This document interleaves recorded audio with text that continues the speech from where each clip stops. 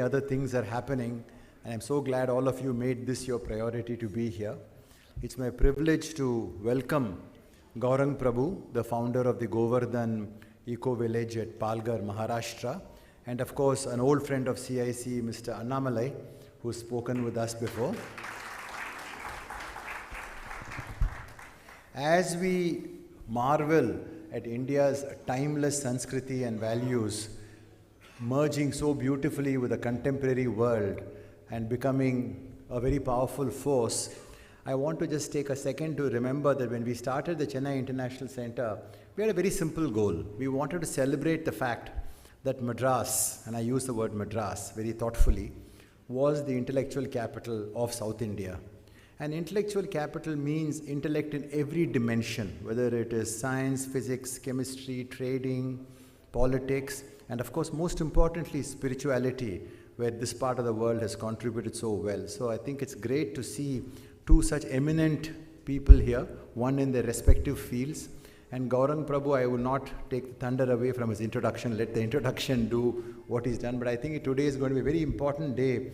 And this Jugalbandi we will see after Gaurang Prabhu speaks, and then your questions come in, will truly remind us of the power of the intellectual achievement that this city was famous for, and I'm sure will be stronger and stronger in the future. So thank you again, Gaurang Prabhu. Thank you, Annamalai, and thank you all for coming here.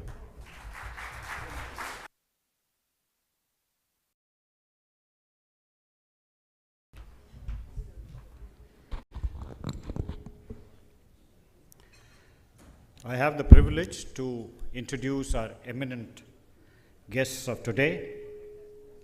Pujya Shri Gaurang Das Prabhuji has a B.Tech from IIT Bombay.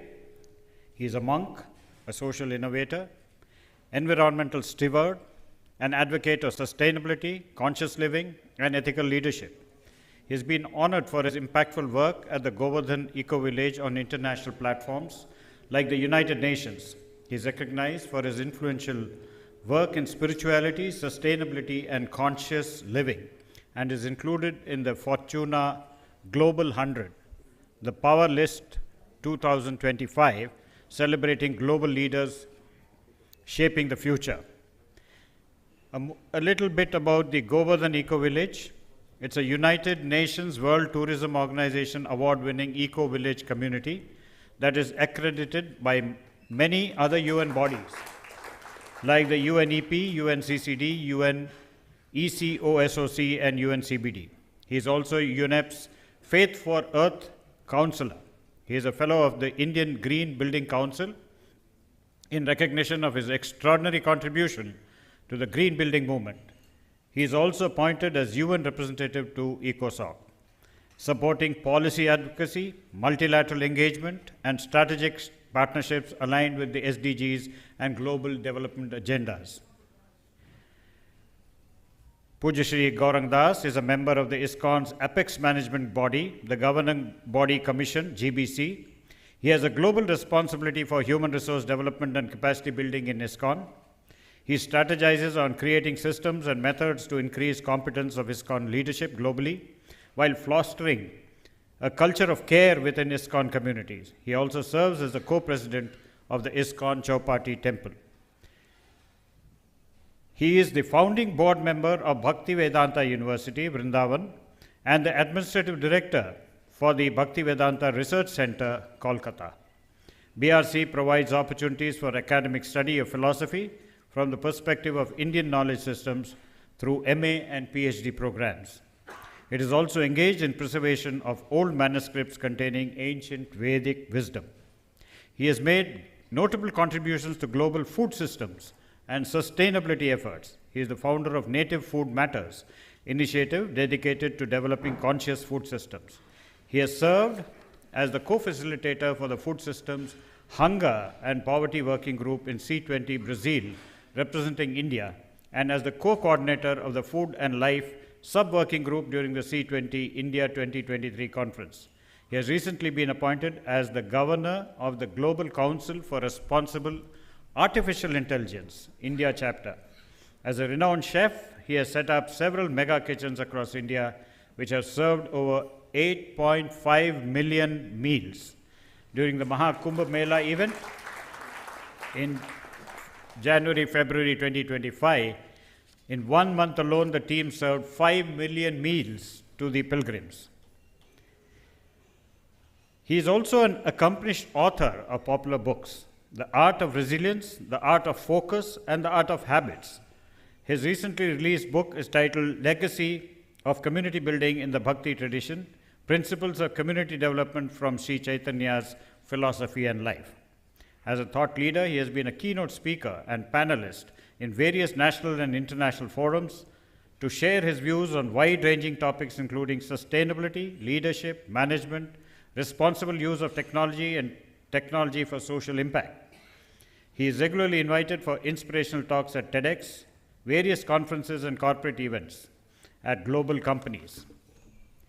He continues to promote spiritual education, mindful leadership, and sustainable living, integrating traditional wisdom with modern technologies. This approach has earned him many international recognitions and awards. It's indeed a privilege to invite Pujya Shri Gauranga Das Prabhuji to address us. Joining him later in the discussion would be Shri K. Annamalai. He is a former Indian Police Service officer of the Karnataka Cadre.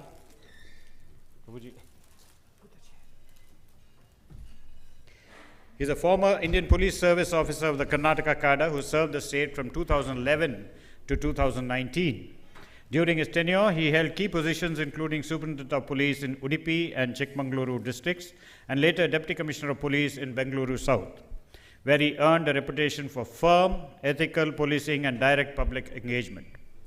Following his resignation from the Indian Police Service in 2019, he entered public life through politics, joining the Bharatiya Janata Party in 2020. In July 2021, he was appointed president of the BJP Tamil Nadu unit, a role he held until April 2025. His leadership period was marked by energetic grassroots mobilization and a sustained effort to expand the party's organizational footprint in a politically complex state.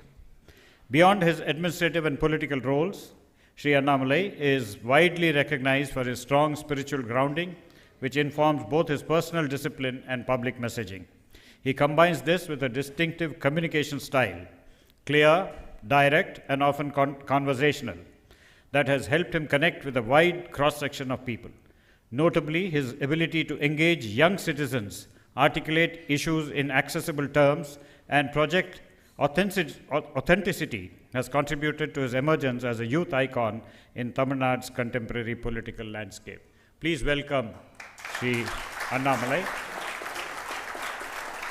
The format of today's program would be Pujya Shri Gauranga Ji will give an initial talk, after which there would be a small movie about the eco village, and following that there will be a conversation between our two guests, and then the floor will be open for question and answers. Thank you very much for being here, and it's again our pleasure in the CIC to welcome such an eminent panel for discussing a really important topic. Thank you very much.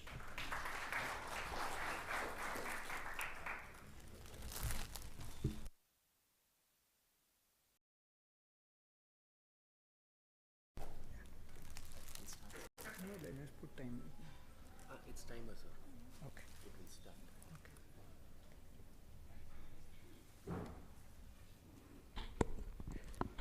A very good evening to all the assembled guests.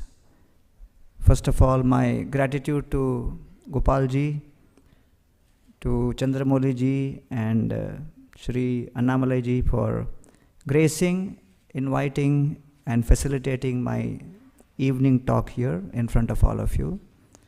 Special gratitude to my good friend Prabhu Venkatesh, who has been instrumental in introducing me to some of these personalities from South India especially.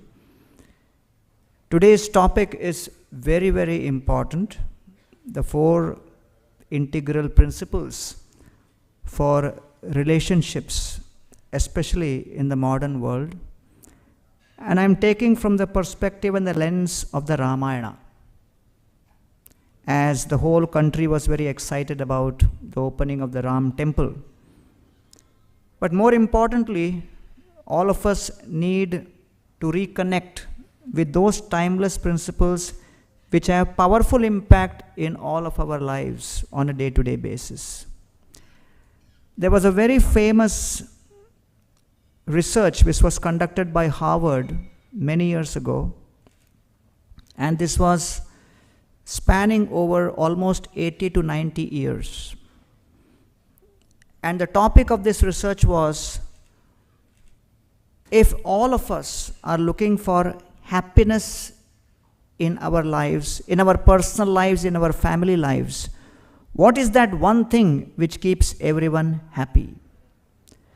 So over various generations, they tracked a cohort of people who went to good colleges, not so good colleges, were very well established financially, could not do well financially, and finally at the end of 80 years when they published the reports, what came out was very striking, that the most powerful principle which keep people happy is not their economic status, not their social status, not their influence in society, not the level of their assets and the property which they have, but the most important principle which keeps people happy is only one word, which is relationships. And this comes from a Harvard research. And many times we think that anything which gets published in some of the established universities in the West must be bona fide. Whereas, if I share with you that these very principles have already been described in great detail in our own classics, in our own Vedic literatures, then many people may question that and wonder, is it really true? So therefore, today I stand before you to share some very basic principles about what exactly these relationship sutras are all about, as described in the Ramayana. The four principles which we are going to speak about are represented by each of the four brothers, Ram, Lakshman, Bharat, and Shatrughna. The first is Lord Ram. Lord Ram represents integrity. The first principle for good relationship is integrity, a harmony between thoughts, words, and actions. Manasyekam vachasyekam karmasyekam mahatmana, manasyanya vachasyanya karmasyanya duratmana. When there is a harmony and synergy between thoughts, words, and action, then that exactly is called integrity, and that is something which really gives peace of mind to the heart and the soul. When a person is at peace with oneself, then only he has or she has a solid platform based on which one can establish relationship with others. And therefore, at the very crux and core of harmony, synergy, peace, and satisfaction is this alignment between thoughts, words, and action. Many times people ask me this question, that how come after being in IIT, you landed up becoming a monk? Some people even go to the extent of asking, was there a relationship problem? Was there a heartbreak? Why did you take such an extreme step? So when I was in IIT, one of my classmates was an excellent student, very big topper. And after one of the exam results, he attempted to commit suicide. And this was very shocking for us. When we asked him, why did you try to commit suicide? His answer surprised us even more. And his answer was, in every exam I would get the gold medal. In this exam, I got the silver medal. I am so used to being number one, I could not handle number two position. And I said, wow, that's crazy. People are dying to enter into IIT. You are inside IIT trying to die. Doesn't make sense at all. But he said, what to do? I have such expectation that I should always be number one. I could not handle this. And in the same exam, I had 4 or 5 of my other friends who failed in 4 or 5 subjects, and they were moving around the campus peacefully, blissfully, blessing others also. Don't worry, you will be successful one day. And I asked my friends that you guys are very shameless. You have failed in 4 or 5 subjects, still moving around peacefully. What is your philosophy in life? And they said, our philosophy is simple. Entering college is our job. Taking us out of college is college's job. Why should we take anxiety? That was the moment when it occurred to me that the modern education system is pushing so much on the paradigm of success being getting position, getting possessions, getting power, getting various kinds of things. Whereas there is another paradigm in our own Vedic literatures, which is also education, which is also knowledge, but it is focused on helping people with purpose, principles, and perspective. And that is when I started studying the Bhagavad Gita more deeply, because as all of us are aware, the Bhagavad Gita is one of the first go-to books we approach when we look at spirituality within the Hindu context. And so when I started reading more about the Bhagavad Gita, then I understood that yes, this is unpacking an entire new dimension for me. And that's how I decided to go deeper into this, study these literatures, research on this, and then share it with the contemporary world in a language which people can connect with. Otherwise, most of these literatures are in Sanskrit, and people just feel that maybe it is not relevant for me. I was distributing the Gita in the local trains in Mumbai. I showed it to one gentleman, and he looked at me and he said, "This Gita is for free, no?" I said, "No, why it should be for free? It is for 70 rupees. You have to give 70 rupees for this Gita." He looked at me and said, "Krishna spoke Gita to Arjuna free. Why you are charging 70 rupees? I said, "Sir, sorry. Krishna spoke to Arjuna in Kurukshetra. This is Mumbai. 70 rupees is transport charge." You please try to understand that the message of the Gita, the Ramayana, the Mahabharata has powerful implications in our life.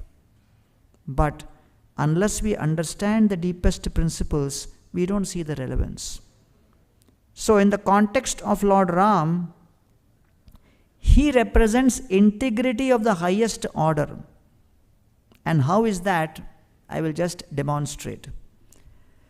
Dasharath Maharaj took a decision that I will retire. And the Ramayana describes that when Dasharath Maharaj saw that he is becoming old, he decided to hand over the kingdom. At that time, Dasharath Maharaj had managed to rule over Ayodhya for almost 60,000 years.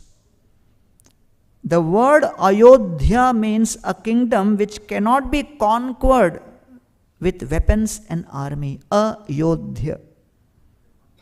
And therefore, this principle is very, very important, that what could not be conquered by weapons ultimately got conquered by murmur and rumor.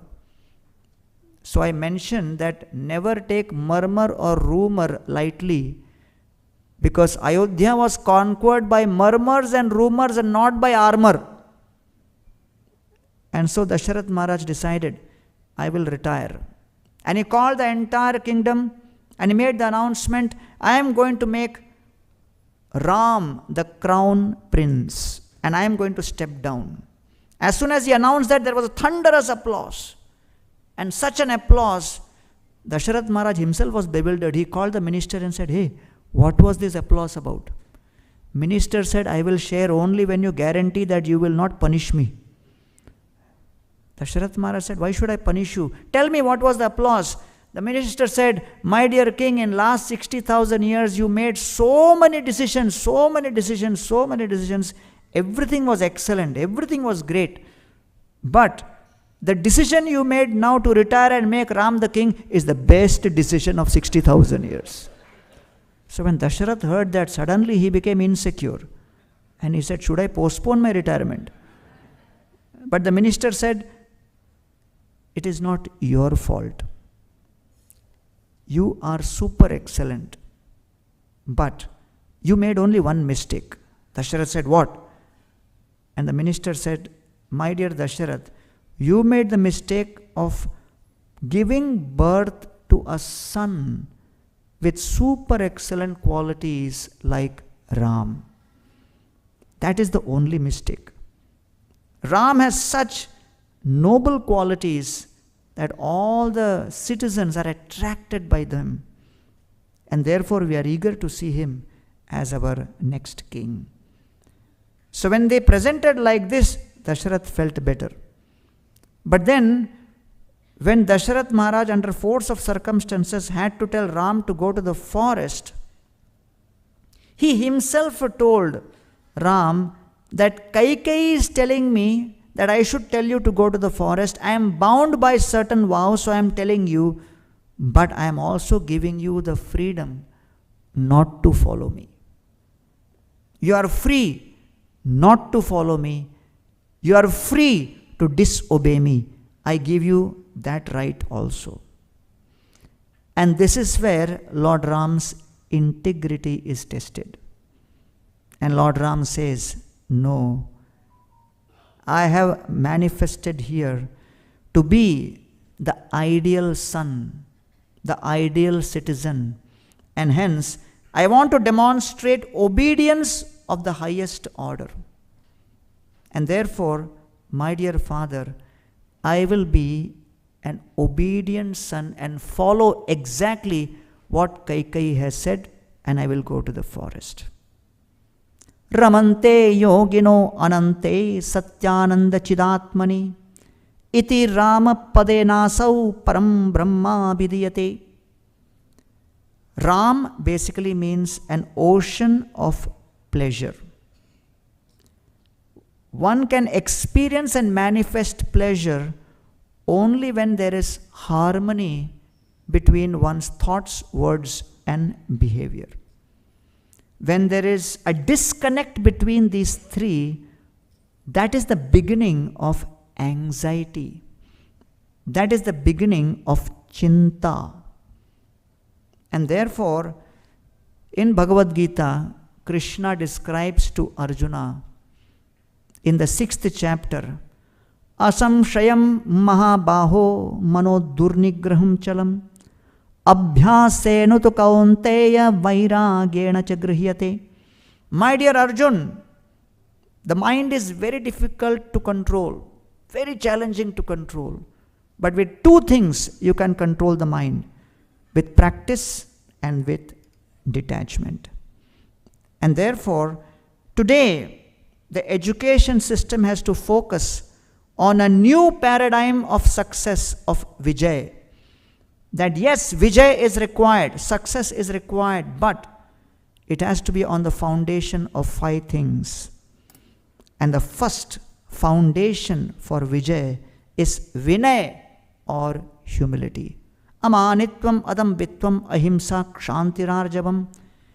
When there is Vinay, based on that, a person is open to hear knowledge from all sources which are useful for improvement. That is called vichar.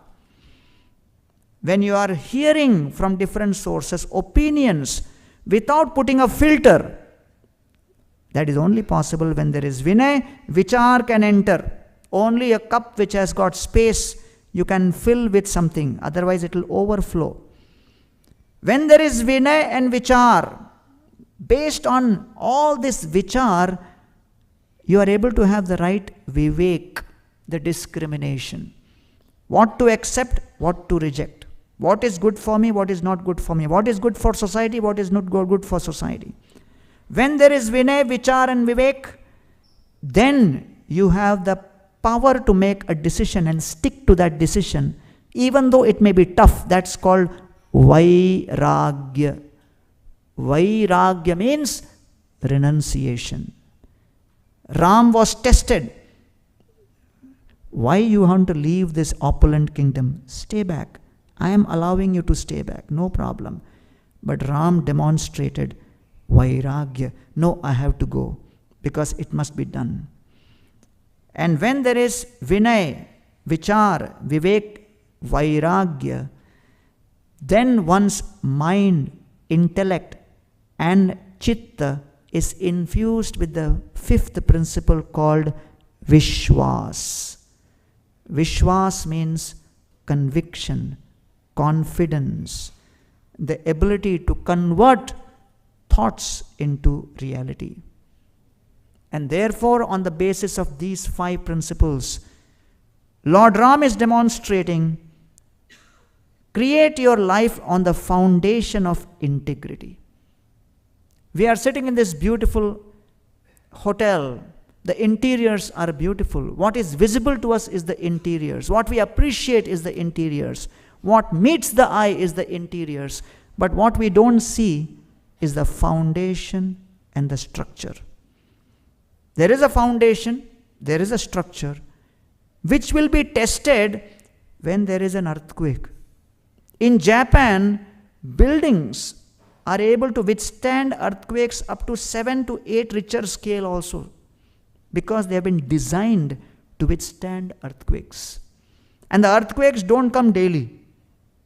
So if you spend more money on a heavier design of structure and foundation, you can't be calling the architect every day and say, hey, today also no earthquake.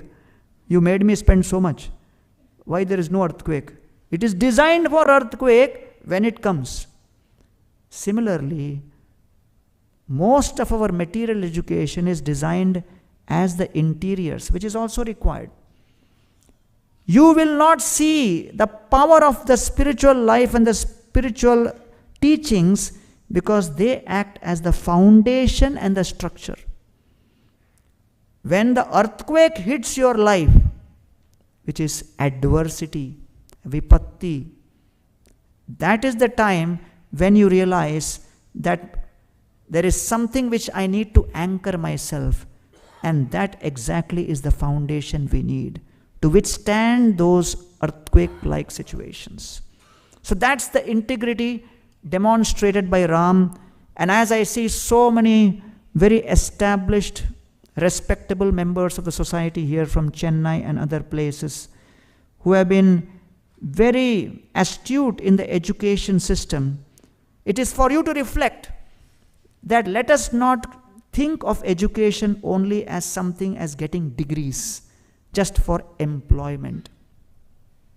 One of my friends went to a conference and he gave someone a business card. And in that card it was written his name, and below the name was written educational qualification, PhD BF. He said, what is this? What does it mean? He said, PhD but fail. He said, what kind of degree is this? He said, my father wanted me to be PhD. He said, why? Because 2 of my other cousins were PhD. But then when I entered, I couldn't handle. I came out, they told me you have to keep going to conferences. So I made a special card which had the BF, to be honest. But you know what? Most people think the BF is a degree beyond PhD. You are the first one who's asking detail. There is a hotel in Mumbai called Hotel President. So only if you can afford, you can go and eat in the President. But right outside Hotel President, someone set up a samosa and vada stall on a hand cart. You know, hand cart. And he was selling samosa and vada, and he gave the name of his hand cart, Hotel Vice President. And he said, if you can't afford the President, come to Vice President. So Lord Ram represents integrity, means when I am making a choice in my education, in my career, in my whatever social life, is it based on principles of selflessness which will impact everybody positively? That is Lord Ram. And when someone sees such qualities, they develop trust that we can develop relationship with this person. It will be long term. So therefore, integrity is the foundational principle for relationship represented by Ram. Now we come to the second brother, Lakshmana. Sarva priyakarastasya ramasya sharirata Lakshmano Lakshmi sampanna bahir prana ivapara. Lakshman means one who sees and considers Lord Ram to be his external breath. When Lakshman looks at Ram, he thinks, my prana vayu, my shwas vayu is walking. Bahir prana. Lakshmi sampanna bahir prana. Sarva priyakarastasya. He was willing to do everything to please Ram. So what does the word Lakshman mean? Valmiki ji says, Lakshmano Lakshmi sampanna. Lakshmi sampanna means one who is endowed with Lakshmi is Lakshman. So question can be asked. For 14 years in the forest, Lakshman was without any Lakshmi. He was poverty stricken. He was wearing only, Valkal, the tree barks, and he was not having any of the ornaments. He was not living in palace. He was not having any Lakshmi. Why is he called Lakshman then? Why is he called Lakshmi Sampanna? He was Daridrata Sampanna for 14 years. So the Acharyas are explaining that the real Lakshmi which Lakshman was aspiring for is the opportunity to serve Lord Ram and the Ayodhya Vasis. The opportunity for seva is what Lakshman was constantly searching for. And therefore he is called Lakshmi Sampanna. That is a greatest Lakshmi, greatest wealth. So therefore, many times we think success in life is to get sampatti and to avoid vipatti. If I get prosperity and I avoid adversity, that is success. People feel that is real wealth. But Ramayana is describing that Lakshman is changing that narrative, and Lakshman is demonstrating that real wealth, real Lakshmi is not getting sampatti or avoiding vipatti, but it is the opportunity you get for prapatti, which is for seva, the opportunity to serve. And therefore Lakshman served Ram diligently in the forest, taking a vow to give up even sleep for 14 years because he wanted to serve. So this is very important, because sometimes when we engage in service, we expect results immediately. But we should realize Lakshman had the patience to continue serving. So service attitude means you must have utsahan, which is enthusiasm, nishchayat, determination, dhairyat, patience, without which service cannot be long term. When I joined the ashram in Chowpatty, I was sent to the kitchen to serve. After 1 week of my joining, one more person joined as a monk. He was also sent to the kitchen. So I told him that you are very well built. In the kitchen, we need a lot of seva for making chapatis. So why don't you make chapatis? So he was making chapatis. After 1 week, he came and complained to me. He looked at me and said, "You have not recognized my talent. You don't know who I am." I said, "Who are you?" He said, "I am the most famous speaker in my village. When I stand up and give lecture, whole village stands and claps. I joined ISKCON so that I can become a preacher, a speaker, not to make chapatis. I did not join ISKCON to make chapatis." I looked at him and said, "Why you are telling me? I am also making chapatis only." After 1 week again he complained. And then after 1 month he took his bags and came to me and said, I am going home. I said, what happened? He said, you don't recognize talent. I joined ISKCON to be a preacher, not to roll chapatis. Bye. He went home. 10 years later, he met me at an event. He came running to me and he said, after I left the temple, I got married. After marriage, my wife got back pain. Every day at home, I am only making chapatis. And he said, maybe it was better to make in temple only. So, many times, the biggest challenge in organizations is people end up making decisions in haste. Whereas Lakshman was provoked many times, but he would always weigh that provocation against how it will impact Ram. And then he would control himself.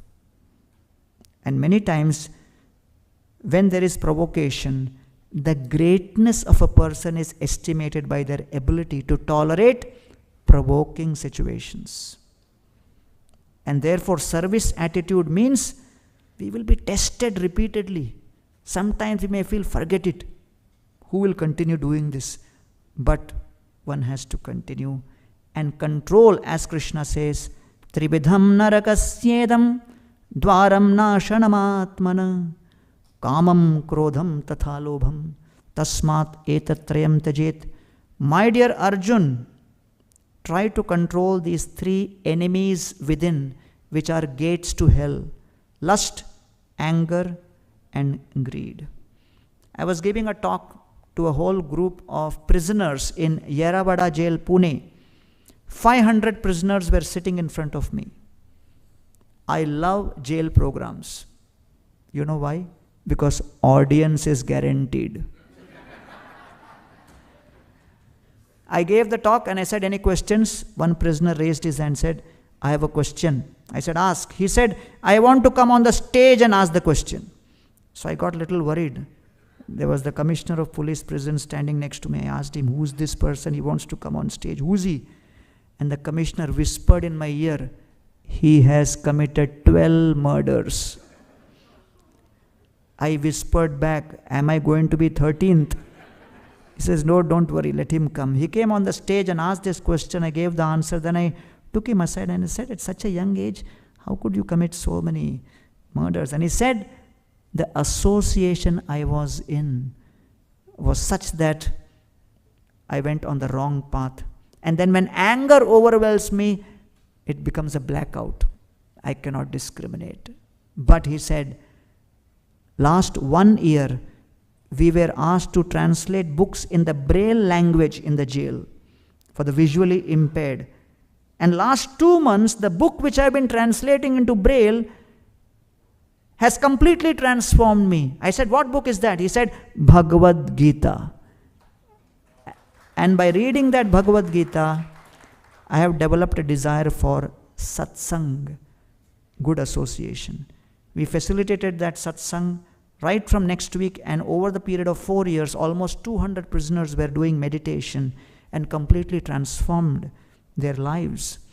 So therefore, dear friends, integrity is the foundation represented by Ram. Service attitude is what takes the mission forward, represented by Lakshman.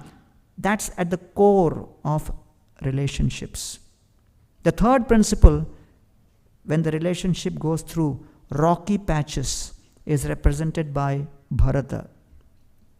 What does Bharata mean? Bharavahi iti Bharata.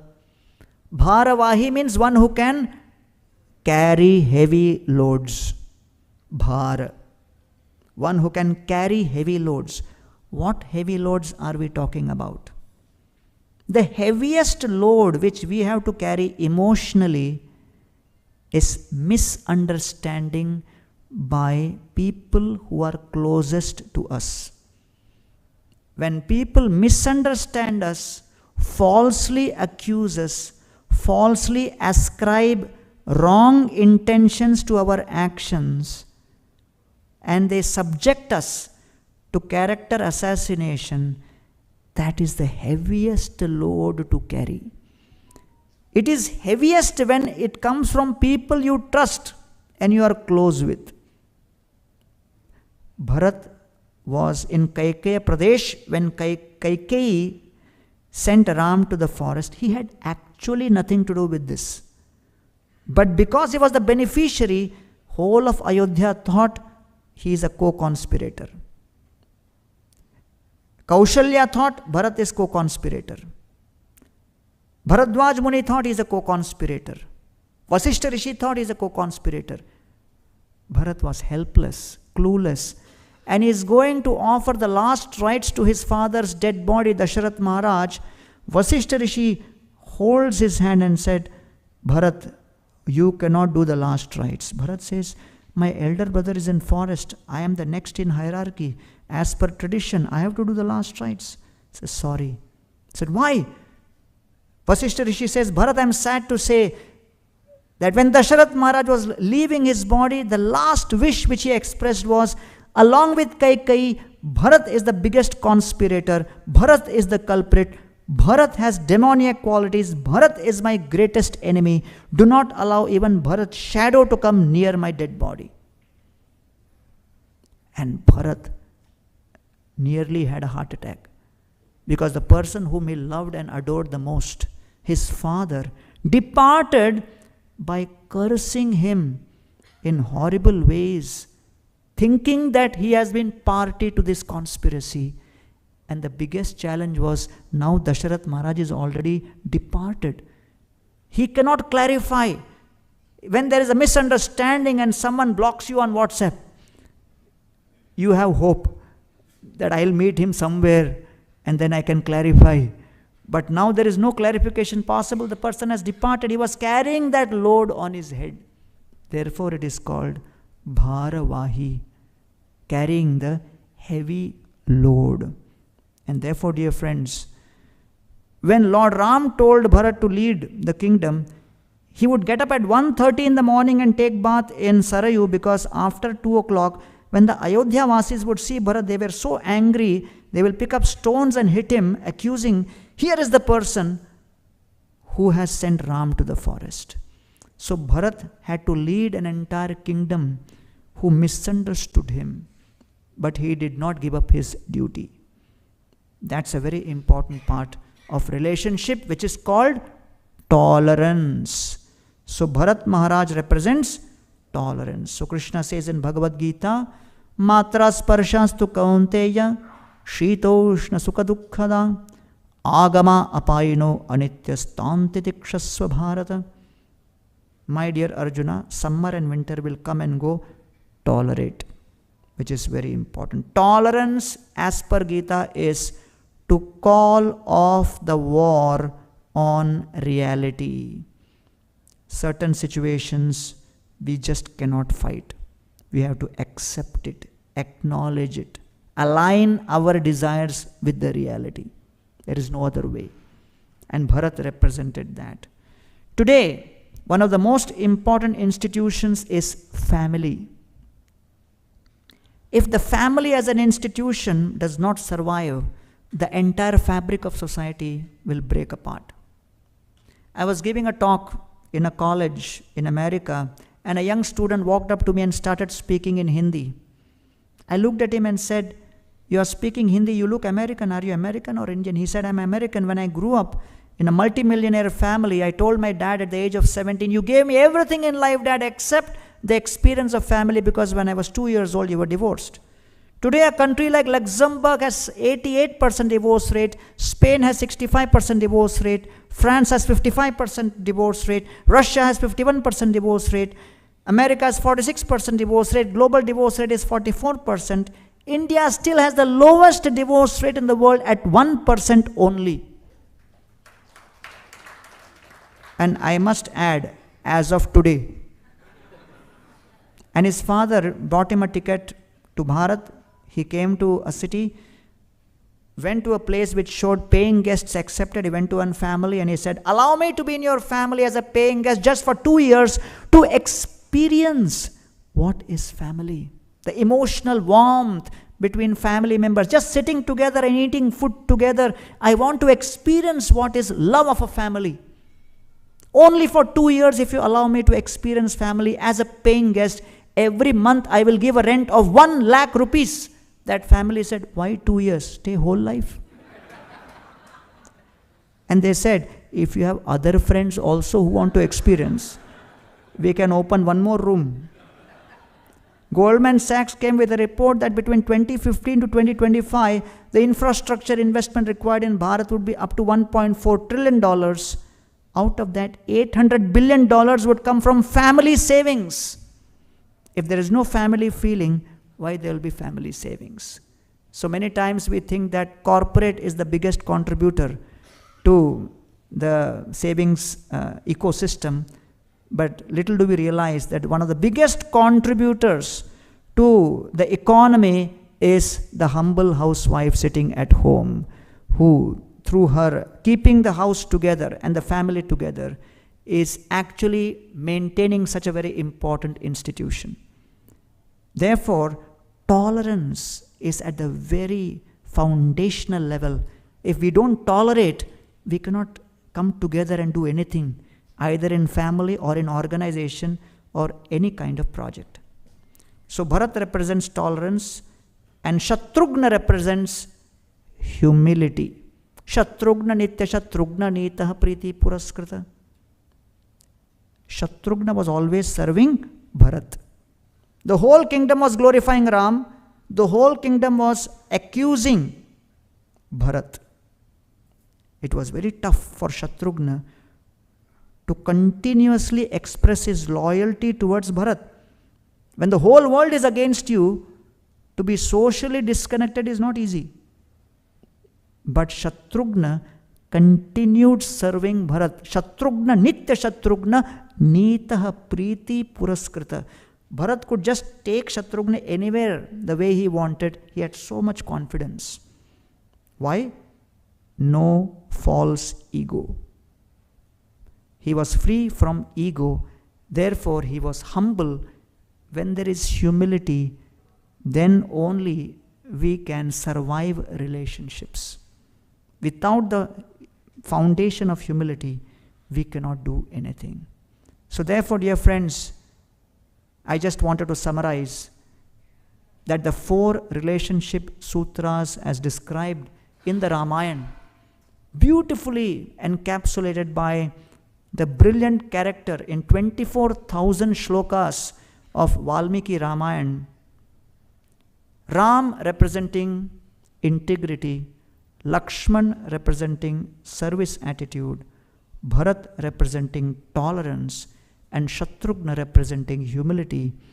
All of these characters, through their amazing personalities, interactions, and pastimes, act as a beacon light for all of us to take few drops from their oceanic qualities, apply, implement, internalize in our lives, in our personal lives, in our family lives, in our professional lives, in lives to impact society, so that we can improve ourselves, our family situation, our organizations functioning.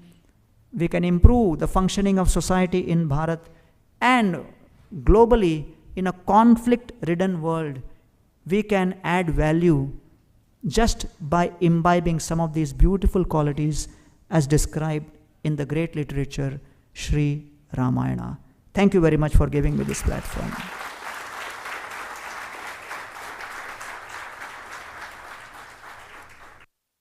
Have the small video, and then we will have our interaction.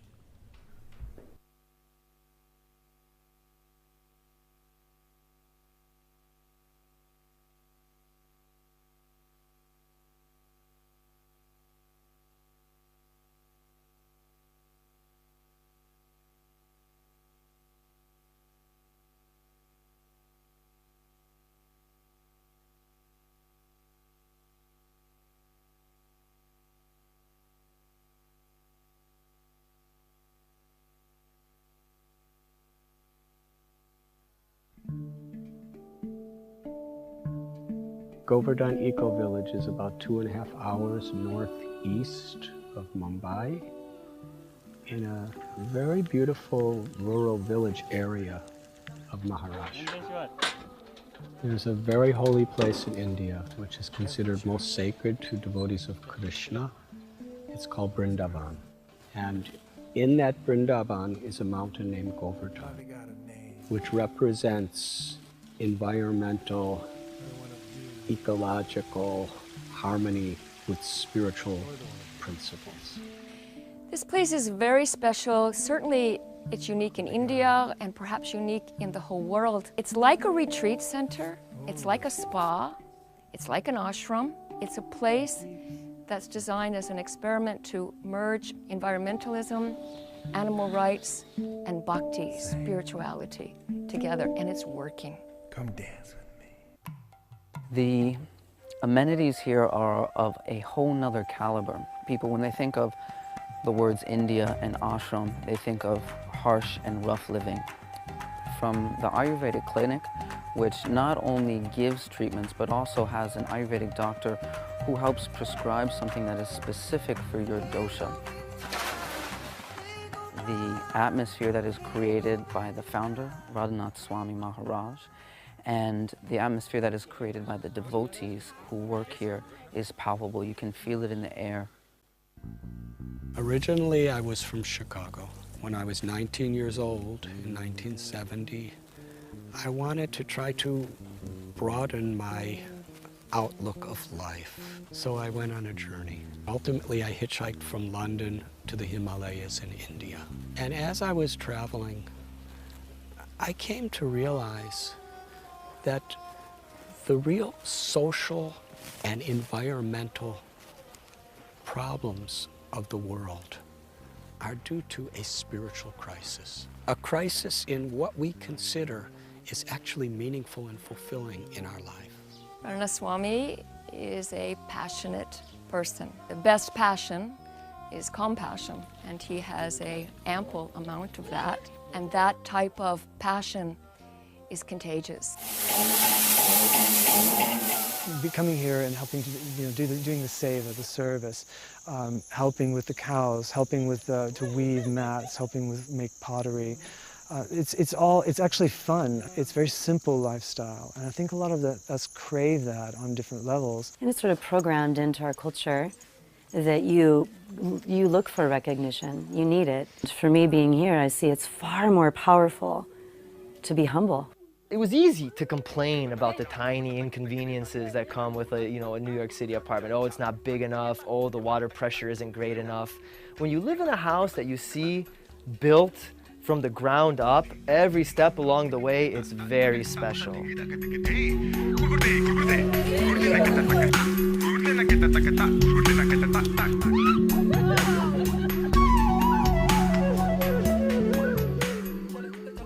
people come here, we're trying to inspire an educational, experiential alternative of a fulfilling, meaningful, sustainable, healthy life. Apart from these jasmine flowers which you're seeing, he grows a lot of these ladyfingers, okra. Yeah. So we network with all these farmers so that we purchase them in our kitchen and use them. Can we get this to the kitchen? No. We can give them to the, And the inspiration of this project, Srila Prabhupada, he called this transformation simple living and high thinking. We get 3,000 millimeters of rain annually. So the rainwater hits against those mountains, the Sahyadri mountain ranges, and flows down and collects here. And it is sufficient water for us to irrigate our fields for up to 6 to 7 months every year. The majority of India's population, which is 1.2 billion, lives in the villages. So one of the very important requirements to develop a village is how can water be conserved. The process begins here. As you can see, the raw sewage is falling and there are some screens. The first chamber is called screen chamber, where we are trying to separate floating solids. This is the raw water where we began, and this is the treated water.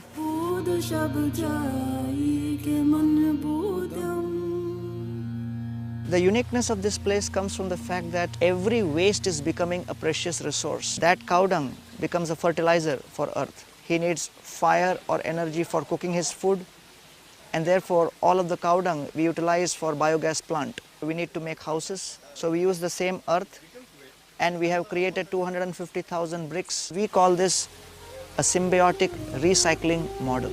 Flushing your toilet, you are contributing to the growth of a papaya. You are contributing to the growth of flowers.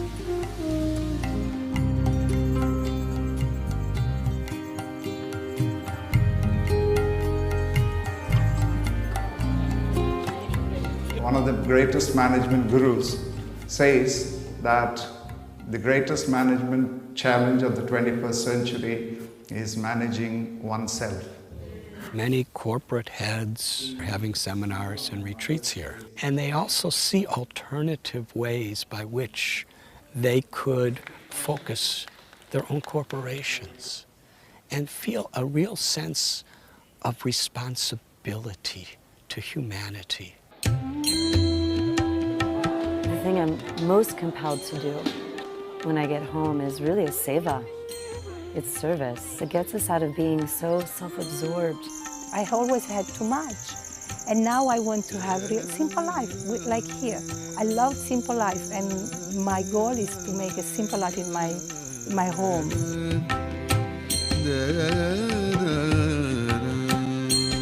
And if we just refocus our energies with these values, we could transform the world. Every step that I take, you dance with me.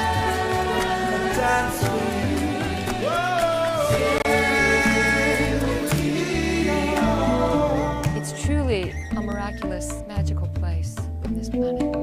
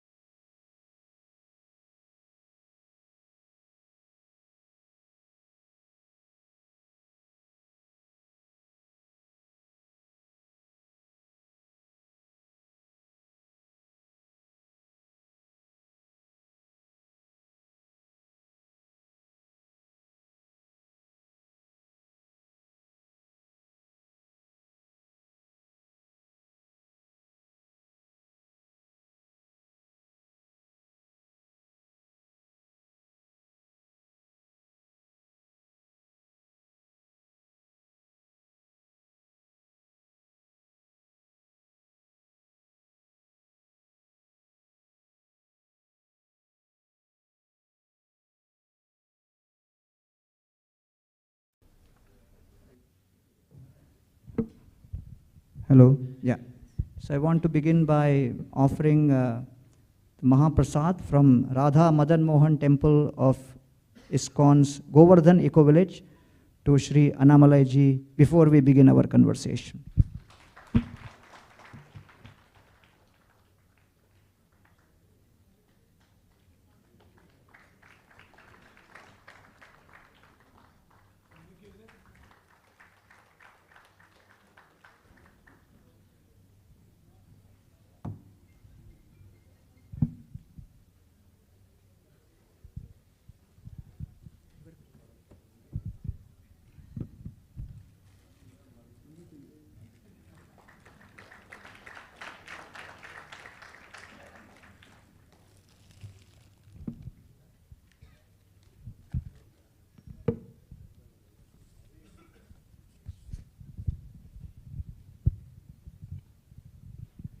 Swamiji, it's a great pleasure to listen to you, and you have shared your wonderful thoughts. And many of us, we keep seeing you in YouTube videos. We keep many times wondering, a monk who is able to communicate very realistically, connect to people, different sections of people, a businessman or a civil servant or a farmer. Thank you so much for keeping inspiring us, Swamiji. That is very important. This modern age and time, we live in a world of negativity. We are surrounded by a lot of negative things. But every time we listen to you, we all have a sense of optimism and hope, and today we all had the privilege of seeing you in person. Swamiji, I would like to keep this interaction a freewheeling conversation, because Many of the eminent people keep seeing you in multiple avatars. We keep listening to your speeches. So I wanted to go slightly off track and get into certain topics that might interest all the audience here. Swamiji, this is a great country. Bharat is a great country. And if somebody has to define this land, we define this land as a land of seekers. We all keep seeking things. But of late, I don't think that is happening, at least in my generation, maybe the previous generation. We don't seek things. We take knowledge for granted. And introspection has gone for a toss. We don't introspect much. And we just live our life, how the life presents to us. And you also mentioned where there's an opportunity, there is also a crisis. Next 20, 30 years, we don't manage these things well. Huge population, 140 crore to 165 crore. And if you don't have this introspection, with introspection comes humility, introspection comes a lot of qualities that you mentioned. So what are your thoughts, Swamiji, the present generation? How introspective should we become? It is a very fast-tracked world. To pull it back, how do you see that, Swamiji? Thank you very much, Annamalaji, and I want to first of all acknowledge the amazing life's journey you have undertaken by taking a path which is filled with risk because you had the conviction to do something which would benefit society. So first of all, a round of applause for what you have done. It's a brilliant question, and I want to give the context in terms of the 4 cardinal principles of Vedic Sanatan Dharma, which is Dharma, Artha, Kama, and Moksha. So you very aptly mentioned that we are a land of seekers. So Moksha was a very important part of our lexicon and dictionary. Dharma was the foundation. So the house as a foundation, it has a roof. So Vedic Sanatan Dharma always had Dharma and the roof as the moksha, and in between was Artha and Kama. But the generation of the 60s and 70s, because of serious financial crisis and lack of facilities, focused on Artha and Kama. And that generation, because they focused on Artha and Kama, finally, India is poised to become the 3rd largest economy very soon. So we can say that that generation has been successful. Just as an example, 76 million Indians have emigrated from India out of Bharat from 1990 to 2020. In America alone, so today there are 36 million globally as we speak. In America alone, 22 of the top Fortune 500 companies are led by Indian CEOs. They employ 2.7 million people for a net turnover of $1 trillion. So now, 50% of the motels in America are owned by Indians. So therefore, financially and facility-wise, so the focus was on finance and facility. If you look at it, we have achieved it. In that process, there has been a little neglect of dharma and moksha. So dharma and moksha has gone out of our conversation compared to what the previous generations were having. Therefore, I think from my perspective, 33 years ago, I joined ISKCON so that I can spread more the message of dharma and explain about moksha and help people integrate their artha and kama with the two. But we as individuals have limitations because we are dealing with Shastra.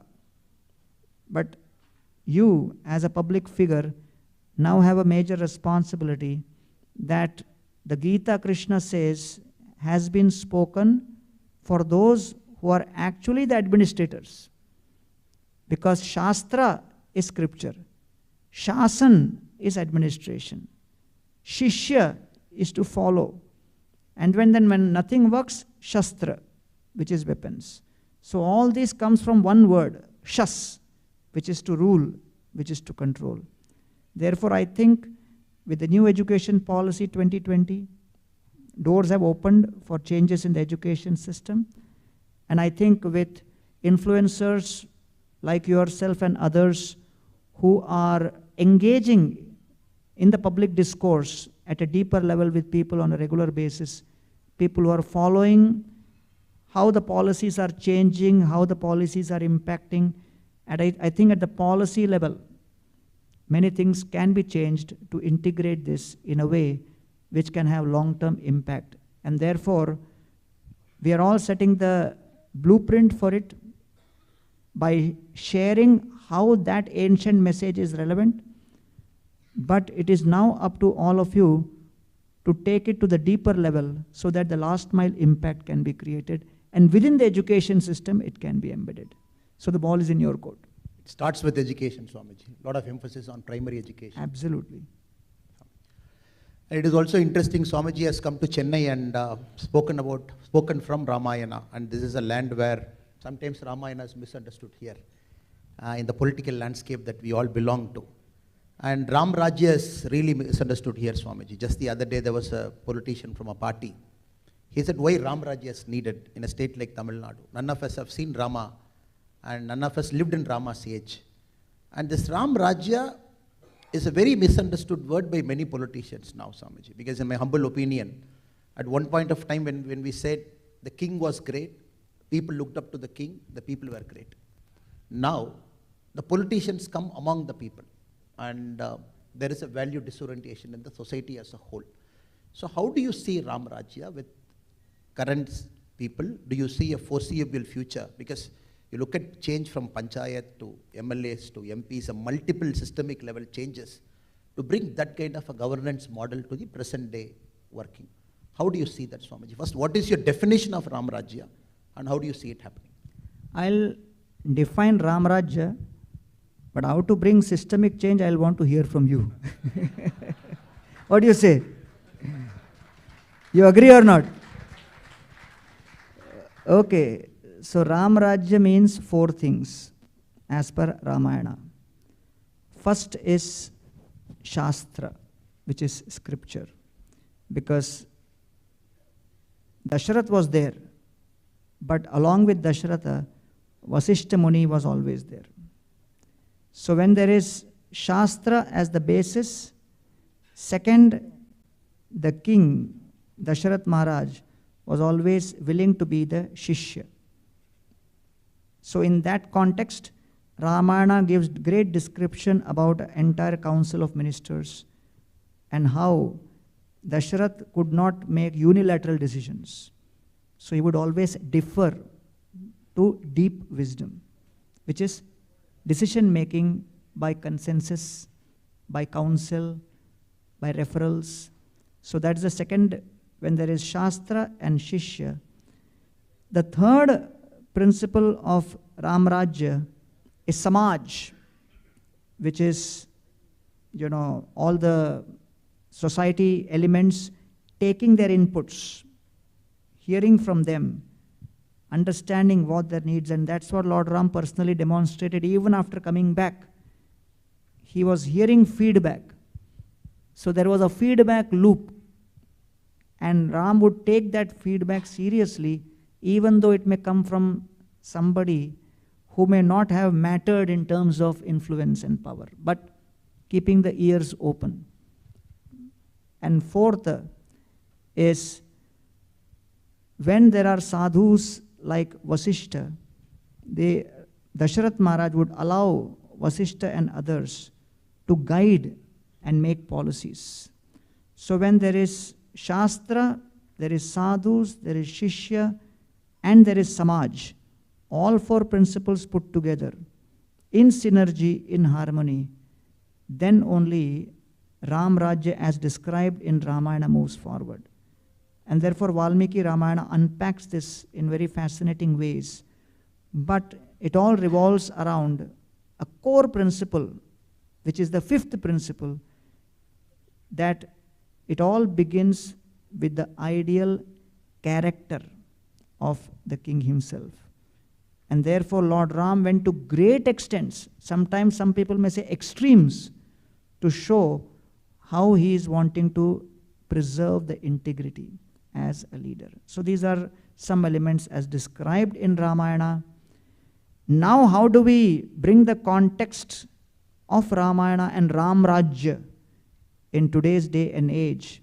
is, I think, something which you being deeply connected in society, in the police, in the administration, and now in the political domain, working with people at all levels, especially in this part of the country, I think we would like to hear from you. Thank you, Swamiji. We have some former ministers sitting here, some eminent people. I'll try to make an attempt. People have lived through political lives here. Swamiji, I would say, for me, a great example is Nelson Mandela as a person. I would like to take some attributes from there and connect how things can change. Things will change in the future. Mandela, Swamiji, we all know, even a cursory glance, he went to prison at the age of 42. 1960-62 he went. Came out after 27 years, which is 42 years he went inside the prison, plus 27 you add, 69th year he came out. And you're looking at a person who must have come out as a very angry man, 18 years of solitary confinement, 27 years in total. A country dominated by whites, did not give them voting rights. But when he came out in the late 1980s, and what he did 4 years before the election is the crux of our politicians should be, Swamiji, in this modern times. Extreme tolerance to what happened. Because when you sit in that level as a politician, maybe in power, you are dealing with multiple competing groups. Every pressure group will think they are right. Everybody will think they are right. Every caste group will think they are right. Every class will think they are right. So I would say extreme tolerance to sit in that level and to get into everybody's shoes, try to understand from what point of view people speak. And Mandela did it for 4 years. He got into the shoes of white, he got into the shoes of black, sat with them, understood, tried to give them a hope that together they can build a rainbow nation. The second greatest quality which I see, which I think the present, because we can only talk about attributes and quality which an aspiring politician can pick up, practice as a virtue, because I always believe many virtues, even if not born into, by practice we can get it over a point of time. Extreme humility. When he went for a state visit to China, the story is, when he went out of his room, when he came back in the evening after a state dinner, the person who was supposed to take care of the room waited outside and said, "I'm so sorry." When he walked into the room, everything was in perfect order. You kept the pillows in the correct position. You kept the sheets in the correct position. I felt my service is not to your liking or standard. That is why you did everything on your own. So I'm here to apologize to you. And Mandela said, "I'm so sorry. It is not that I wanted to offend you. But living in a prison for 27 years, everything I did, cleaning the toilet to making up the bed. So it is my habit, even as a president of a country, to do everything on my own." Because the quality that everywhere he went, an emperor to a British queen, to a person cleaning that room, every single person, he always gave this quality that is a humble person. A politician, the problem is people don't listen much. And they live in high pedestal. They think they're always great. They think that they always know the public feedback, and nobody wants to listen. And this humility, the broken families, nuclear families, grandfathers don't live, a child is born into that family, he aspires a public career, he comes out after 20-25 years. And that creates a system where people don't have tolerance much. For 5 people in a family in a small apartment, if people can't tolerate that in a politics, how will you tolerate 1 crore or even your 12 lakh people who vote for you? And these two qualities, Swamiji, I personally believe tolerance and humility.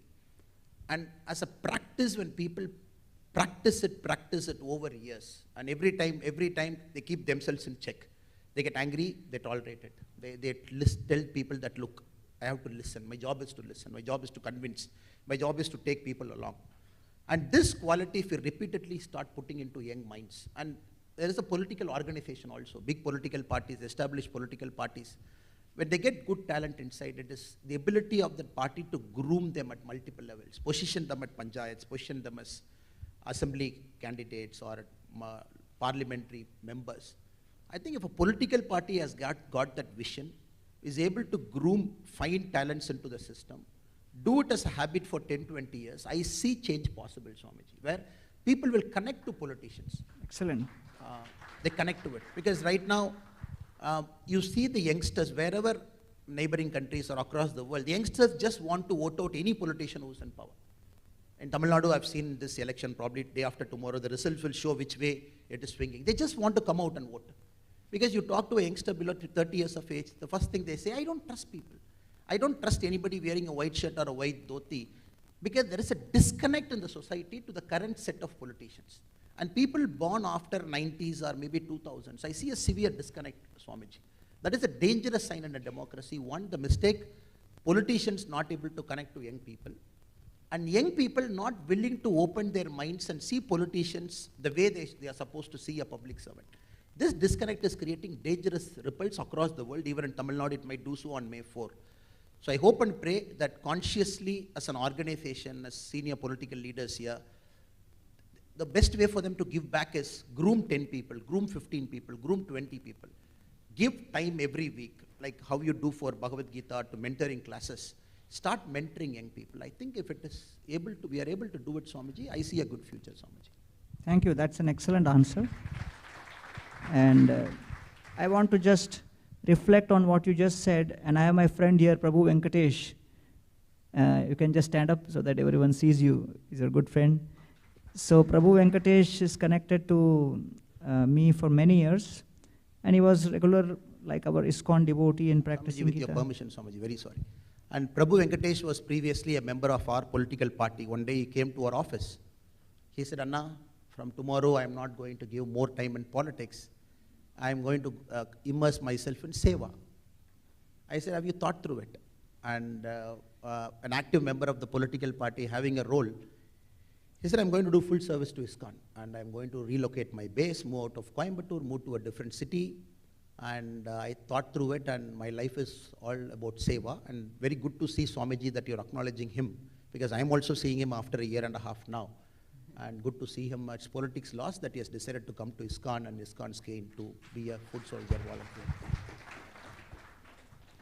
So that time, this is 2016, and then he said, I think I want to get connected to politics because his grandfather, Sri Narayana Swamiji, is a very well-known freedom fighter from Coimbatore.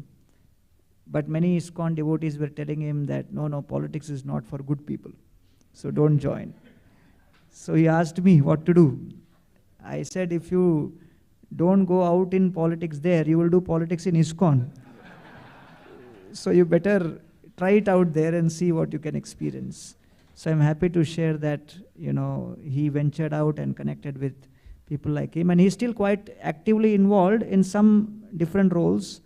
But I would say that that was a very important moment where he needed someone to move him in that direction. And in my own case, when I decided to, from IIT at the age of 22, decided to join, it was initially quite a shock for my family. And I have my roots from South India. I'm from Palakkad, and most of my family are here in Chennai.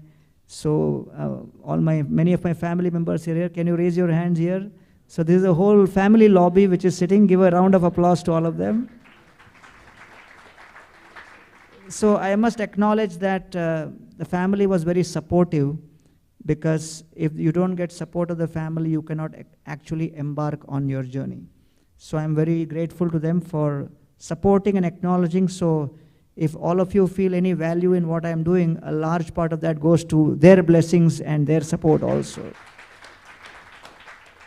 So I want to come back to you, that you were a very established IPS officer, and somewhere in the internet, and people told me you were known as the Singham of Karnataka and things like that. So in that context, when you decided to make a shift, so what was that journey? What was that which inspired you to make the shift, and what were some of the reactions of the people close to you? Swamiji, we also have some legendary police officers here who have served us with a lot of dignity, and it's a privilege to talk in front of them. Swamiji, my career was very short. It's about 9.5 years in the Indian Police Service. 2016, there was an incident, Swamiji, just you mentioned about the IIT incident. And I was the superintendent of police of a district. There was a rape and murder of a 10th standard student. 8:30, the local SHO called and told me that a girl is missing. I said, keep searching. At 11:30, he told me the body is found. From my home, it is 2 hours away. From the SP's residence, I started moving towards that area. By 1:32, I reached there. Heavy rains. some 2,000, 3,000 people fully there. The body is inside. We have to take the body out. And they were starting to pelt stones on the police vehicle. With a lot of control, we have to go inside, not do anything extra to kind of precipitate the situation more, take the body out because important forensic evidence is in the body. And when we brought it out, when it went for post-mortem and all kinds of forensic investigation, we were doing it. On the way back home, I started reflecting on why this happened, Swamiji. Innocent girl, no fault of her own, wrong time, wrong place, 10th standard girl. And when I found out, the school had 4 computers, and it was rationing system in the Western Ghats area in a small village, government school. And her chance came at 6:30, the last person to operate that computer. The principal was there, she was there, but 2 people who were supposed to accompany the girls, 5:30 slot, they went before. So she finished her computer class in the classroom. She started walking 3.5 kilometers to her home. Under the pitch dark, rains, cloudy, going all alone, 2-3 culprits saw her, saw the opportunity, did this act. The first mistake I felt is, okay, there is a crime, there is a criminal, it happened. But if I go beyond it, there is a circumstance that made the criminal to act. If I go one step below, again, there is a system problem that made the circumstance to happen. If I go one step below again, there is a bus that was not going.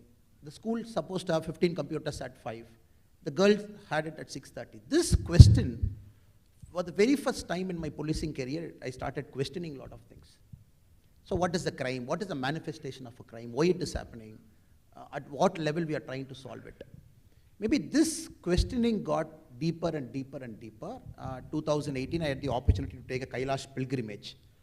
I always wanted to come out and do something in the grassroots, start maybe get into education, focus on getting the right person, not get into this kind of kids who don't study, broken families, come out, commit this kind of crimes. But never had the courage to act on it, Swamiji. Always was like postponing it. I come from a very first generation family, father 10th standard, mother 8th standard, in a small village. And I can't even think about quitting a service like IPS. I cannot even think because I can't go back to my village. I can't go and do farming again. And the whole thing in the last 40 years of my life, my parents doing their best to push me out of village. They say, study hard and get out of this village. Don't even come back. Get a better life. And me trying to kind of reinvent the wheel, trying to go back to the village is simply not possible in their mind. But never had the courage to act. So Kailash pilgrimage, at luck happened, Swamiji. The last pilgrimage Government of India had, 2019, pre-COVID. So I was the liaison officer of a batch 13. And it was the longest batch in Kailash Mansarovar's history. We took 56 days to complete the whole yatra. While going, there was a terrible flood in Gunji village, got problem, telecommunication. So there was a time when we had to ration food to all the 50, 60 people we took along with us. Helicopters was not coming in, food was not coming in, communication cut off. First time in my life, Swamiji, I was living in a place almost 20-25 days where I could meet only the 50 people. Where as a liaison officer, my duty is to take care of the 50 people. Mothers are crying, children left back home, no communication. A pilgrimage supposed to take 23 days is taking 56 days. Visa got over, again had to come back and get the visa done. The whole process, Swamiji, maybe it took me back to my original being, as a human being, very original being, not ego, not thinking of power dimension, not thinking of those things. When I started questioning what I have to do, the answer was very clear. Just do what is right, what you think gives you happiness. When you mentioned about thoughts, words, in Tamil I keep telling, every time I pray to a God, I ask only one thing. Dear God, always make sure my ennam sol sayal, my thinking, my words and my action is in one alignment, that's it. As long as it is happening, things will happen. Even right or wrong things you do, we accept it. Ennam sol sayal. I got into a stage where my ennam sol sayal was not in consonance, not in an alignment. So that pilgrimage with 23 days of, 56 days of total thing and 23 days of disconnectivity, it gave me that zone to think very clearly. I just came out and quit and walked out, Swamiji. And I've never thought about convincing the parents, I felt these three things are in alignment. Then politics happened second, Swamiji. It is not that I planned to get into politics. I started a foundation called We the Leaders, again from the village, ran it for a year. Volunteers, get into colleges, get into schools, get into basic education, get them to go out and get a job, work with broken family kids, get into organic farming. So politics happened later, Swamiji. So even now, I take a lot of pride in calling me as a chief servant of We the Leaders Foundation. So we do a lot of quality work at the grassroots level to fix human beings at the fundamental level. And now we all know politics is something that can only happen, Swamiji. You can keep doing what you have to do, and things will happen at one point of time. It is like a critical mass. Just like that nuclear reaction, it cannot happen tomorrow. You keep doing it. When the critical mass happens, the explosion will happen. So I hope and pray that whatever me and other people sitting in this room, a lot of us do it, to have a general vision of good politics for our state. It will happen one day, but like you said, not to get impatient, have the tolerance and humility to go there. But to answer it in one word is to answer that simple question of why that girl died. Now in my own humble way, Swamiji, I instituted a scholarship in that same school, and we brought computers. Even now I work with that school. That since they studied 10th standard, the first girl who comes in that school, me and a group of friends, we sponsor her education, complete education after that from that government school. Because this, I believe, is my closure. As an SP, the question that was gnawing me, should I have put more patrol vehicles? Should my sub-inspector be more smarter? Should you have put more CCTV? Should you have taken more rowdy registers and checked? Even, I think that is a dangerous thing for a policeman. You start getting into this moral angle as a policeman, I don't think you can do your job very efficiently, Swamiji. This is my thing, but we have legendary officers who have served with a lot of conviction for 30, 40 years. And now, I would say that I'm not at a happy or not at a sad place, but as long as all these three things are aligned, Ennam, Soul, Sayal, every day is a joy. You learn, you move to the next day, you learn, move to the next day. That's how I live my life, Swamiji. Thank you so much. That's really beautiful to hear. And, I want to reflect back on what you just said about how important it is for us to live as per our inner calling. And that's what I see from your story, that there was this inner calling and you had the conviction to live as per the inner calling. And I think when you began our conversation, you mentioned about how India is losing its DNA of being seekers.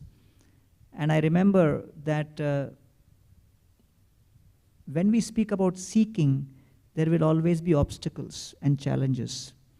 And India has always shown the path that no matter what degree of obstacles come, somehow or the other, like the Mother Ganga river, you have to find its way. Mother Ganga keeps finding her way across rocks in her journey to the Bay of Bengal. And I think that's been a very powerful DNA of this land, where people with all the challenges, obstacles, difficulties may be helpless, but they never become hopeless. And that's one thing what spirituality brings to the table, helping people in helpless situation maintain their hope. I was traveling to IIT Kharagpur for an event with two of my friends from America. Our flight landed in Kolkata. When I came out, they told me that it is the Bengal Bandh that day. So we were welcomed with garlands and we were told Bengal Bandh. So I told my friends who had come to pick me up, who were the organizers, so today is Bengal Bandh, so program must be cancelled. They said, no, program is on. I said, Bengal Bandh, cars cannot move. How can we go to the 3 hours journey? They said, we have come to pick you up in ambulance. So that is what is called out-of-box thinking. So when we were entering ambulance, my two American friends asked me, why are we entering ambulance? I said, good question, but answer will take half an hour, because I have to explain what is bandh to you. So I said, you sit behind, I will sit in front. When we went ahead, people stopped us and said, we want to check who's behind. And I said, go and check. So they started looking inside, and my two American friends with garlands around their neck after taking breakfast were sleeping peacefully. These guys looked inside and said, may their souls rest in peace. And we reached Kharagpur within 3 hours. So as I was reflecting on your life's journey, I was thinking that this has been the greatest strength of our country, that people have always been inspired, not by the intention of fear, not by the intention of desire, but by the intention of kartavya, duty, and the intention of love, because every relationship has 4 challenges. Every relationship has scarcity, impediment, discomfort, unhappiness. Scarcity, impediment, discomfort, unhappiness. Still the relationship continues, either in family or with friends, in social circle, in organizations, in employment, as you said, with tolerance and humility. Then only something notable gets done in the long run. And Bharat's story has always been that. And therefore I think that here in Tamil Nadu, with all of you making major contributions, it's a very, very important dimension, because Tamil Nadu has been the state with the largest number of temples, because I have been in the temple ecosystem for now 33 years. So that state which has the maximum number of temples is Tamil Nadu. So you are kind of the spiritual torchbearer for the whole country in one sense. So therefore it's a major responsibility for all of you. And I'm very grateful for hearing your story firsthand from you. And I think it's now we will allow our audience to also share their reflections and their questions, and want to acknowledge my dear friend Mr. Gange Amaranji, who's come all the way for hearing our conversation. We got introduced just a few days back in Coimbatore, and I invited him for today. So, Srinivasan sir, Gopalji, what's the way forward?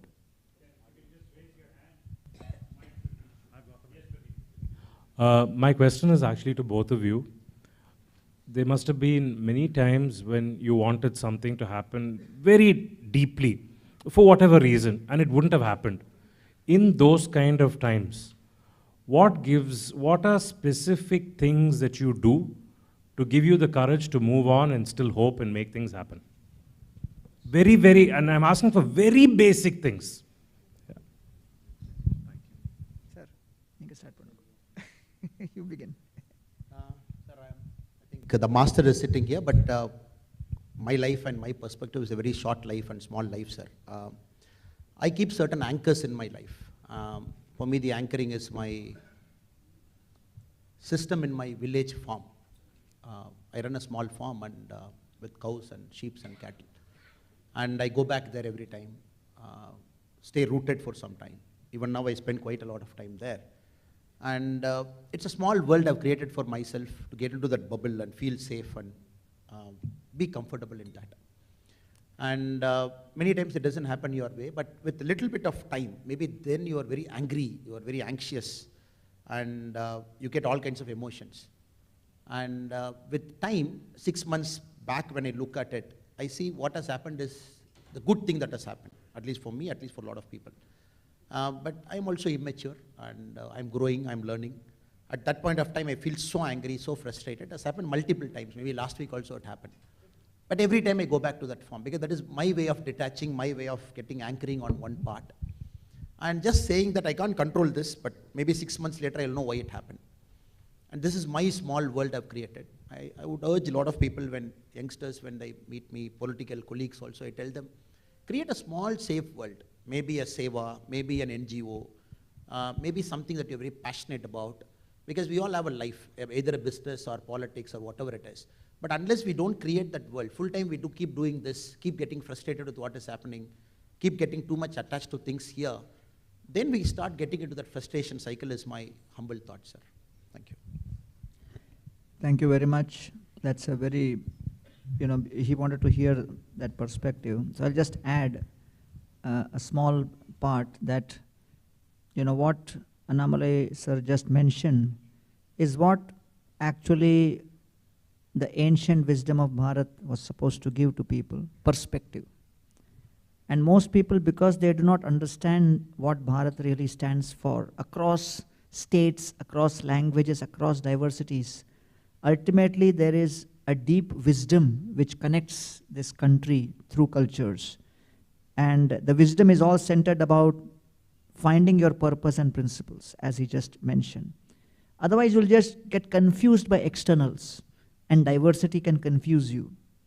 Like a German traveler comes to Mumbai and visits the Udupi restaurant. First time he's coming to India, And those days in Bombay, they used to serve out on banana leaf, even in the Udupi restaurant. So he ate idli, dosa, vada, everything.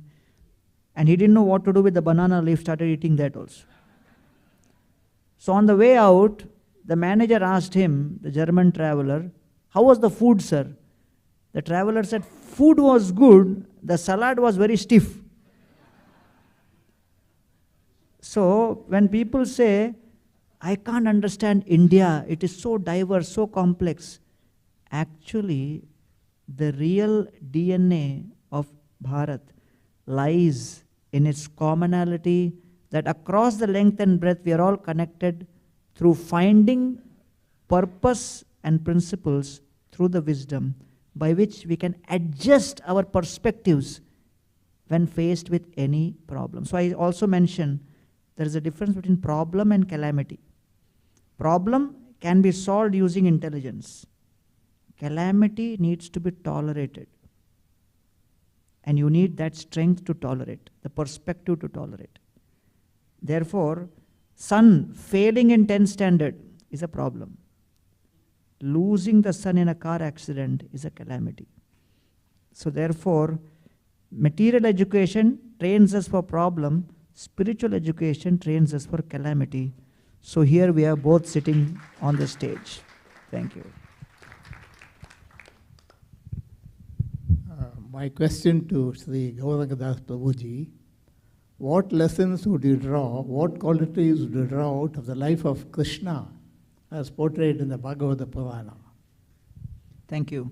Krishna in the Bhagavad Purana represents the embodiment of love. And therefore he is known as Purna Purushottama, where he is demonstrating Rasaraja. In all different rasas, he is active. So therefore Krishna, right from his childhood till he ends his pastime, demonstrates that the most important thing through his birth, he demonstrates, is Vasudeva lost 6 sons. Then Krishna was born as the 8th son. But still, Vasudeva did not give up. So therefore, Krishna is demonstrating through Vasudeva that you may be helpless in life. But the message of Janmashtami is, Krishna only appears when in spite of being helpless, you do not become hopeless. And therefore, Krishna acknowledges and reciprocates with those who continue with determination, dedication, and total devotion to their service. And I think, these are some of the brilliant things we just heard from Annamalai sir also.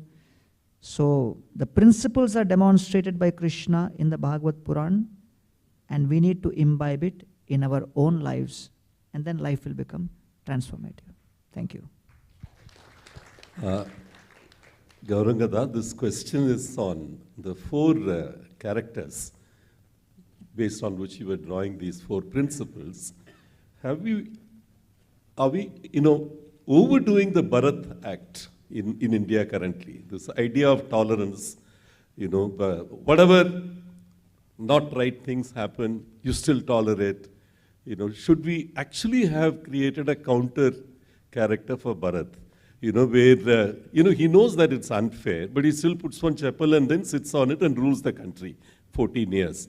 Rather than blasting away this dharmic to-do of, this is what is done, father has said something, I need to do this. But the same father goes and tells him, don't come anywhere near me at the end of it. See, this whole unrest that he is talking about, the Gen Z disconnect or whatever, is it all somewhere based on this excessive internalizing of tolerance as a basic fundamental thing? Whatever you see as not right, you still live with this. Whether it's in the case of a political person, for instance. If he sees injustice, he will still need to tolerate, because somewhere we've internalized that keep tolerating. Would you actually like to explain to me what you meant, that these 4 things are important, tolerance especially important, even in the light of something undharmic happening, are we supposed to still tolerate? Thank you so much. Your name? Pandirajan is my Okay, name. thank you so much. And we will answer together because based on our duties, I represent tolerance. He's supposed to represent intolerance because as a police officer, he has been trained to fight against injustice. And that's what Krishna told Arjuna, because Arjuna started giving lecture to Krishna on tolerance on the battlefield. And Krishna said, hey, what is this? You have been trained to fight and you are giving lecture and discourse on tolerance. And why Arjuna began speaking on tolerance? When he saw Duryodhan, he said, I am ready. Then suddenly Krishna brought his chariot in front of Bhishma. Arjuna looked at Bhishma and said, oh, he is grandfather. How can I kill him? I have to love him. And then he saw Bhishma, saw Dronacharya. So that is my teacher. I am supposed to respect him. Arjuna got confused. So he started giving lecture on tolerance. Krishna said, no, I want you to fight. Fight against adharma. Kurukshetra is the operation theatre. Human society is the patient. Duryodhan and Dushasan and company is the tumor. I am the surgeon. You become surgical instrument. Let us begin the surgery right now. And then Arjuna said, what about anesthesia? He said, Bhagavad Gita will be the anesthesia. So that is the understanding of, tolerance, that there is a need for tolerance and there is a need to fight at the appropriate moment. So the entire Gita is speaking so many shlokas on tolerance, but the conclusion of Gita, Krishna is saying, now kill. So therefore, the knife is neutral, just like the gun is neutral, whether it is in the hands of the terrorist or the law enforcer. That is what makes the difference. So therefore, tolerance and intolerance, even in war, even in battle, there is attack and there is retreat. So both are part of the same strategy only. So that is the understanding, holistic understanding from scripture, but let us hear the more practical on-field understanding from sir. Sir is a former minister and former legislative assembly member, and he also runs a very successful private enterprise here. See the different dimensions of life per se. And I worked with sir also many years back as an intern when he was contesting in one of the elections, sir. Yes, of course, there is a problem in the current politics, and we all believe there is a solution, but many times we wonder whether the solution will make the problem far worse in the 5-10 years timeline. Only with time frame we can say whether the solution is better. So I believe, sir, the current India, below 35, below 40, the perspective of life is completely different. Social media generation, they look at life very differently, very fast. And the politics still is very slow, taken for granted, and thinking that people will adjust to who we are as political parties and political representatives. There is a very genuine crisis of leadership, sir. When John F. Kennedy wrote his book in 1956, he named it as Profiles in Courage. That is first book he wrote as a senator. And what he did is he profiled 8 senators in the House of Congress. And very interestingly, he picked all the 8 where they disagreed or deviated from the norm. So he picked 8 people, and he called that as Profile in Courage. For example, there was a very famous character, one among the 8, he picked a person called Robert Taft, a senator from Ohio, because he questioned the Nuremberg trials of Hitler Germany that happened. He was against Hitler, but he questioned, saying, how can you bring certain principles into the trial which is right now not governed by the UN Charter or the League of Nations Charter? He lost his nomination for the Republican Party for the president. So he profiles all these 8 people to say, politicians many a time should stand up to truth, question things that is not right. They should not just sail with the common wisdom of the public, because he felt politicians have a moral duty to rise above the public wisdom and to stand as paragons of virtue. So he named this book as Profiles in Courage. I would believe right now we should have a book called Profiles in Character or Profiles in Integrity, where we all adjust to what is happening there. So none of us dare to speak because there is a repercussion the system will bring on you, the political organization will bring on you. And that also has to change, sir. I think we look at this probably the next 20, 30 years of politics as a place where internal democracy within the political system, and so that you use this whip rule. In Indian Parliament, we have this whip. Once you issue a whip, you go as a member of Parliament, you just see what the party has said, you come out. And again, you go to British parliamentary system, many people disagree with the whip. And they proudly do it. And the party also accepts it as a matter of fact. So this is a small tolerance is there, humility is there, but also same time, the basic character building of a politician or people sitting in high public office, they should speak out and be paragons of virtue above the common wisdom. So right now, everybody wants to sail with the common wisdom. That is where we see a disconnect of this present Gen Z, the youth. They feel disconnected with, because everybody speaks the same language. You see the political language of a country, everybody speaks the same language. Nobody wants to speak a different language. So I think Sir has a point in my personal view, the way he has put it across. And the party should start having even internal party disagreements also. Take it as a virtue. Yes, of course.